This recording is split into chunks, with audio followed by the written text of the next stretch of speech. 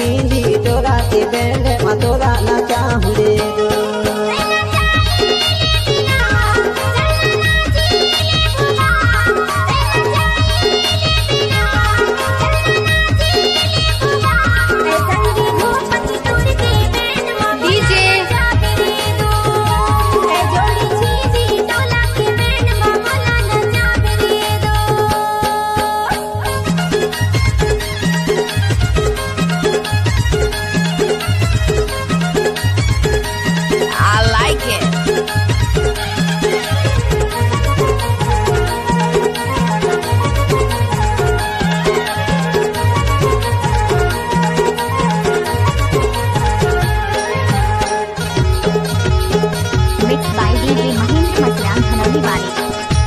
काका बाजा में से भैया ये देवी नोट भैया ढोल बजिया रे काका बाजा में से भैया ये देवी नोट भैया ढोल बजिया रे चैन से गे भैया बाजा में बैंड लाए साथी हो फतेहपुर के बैंड मतोला नचा रे साथी हो फतेहपुर के बैंड मतोला नचा रे दो। क्या नाम है आपका? Mix by DJ Mahendra Masran Dhanauli वाले।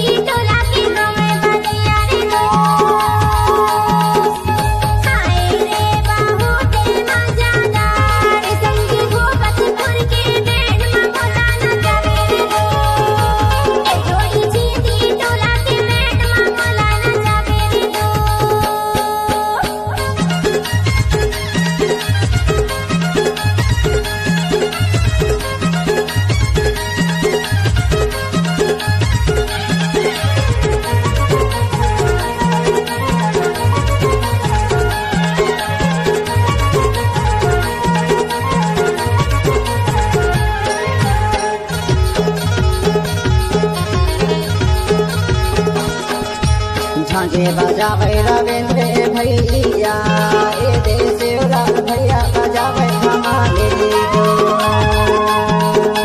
झांझे बजावे रविंद्र भैया ये देश भैया बजावे हमारे दो जनराज भैया बजा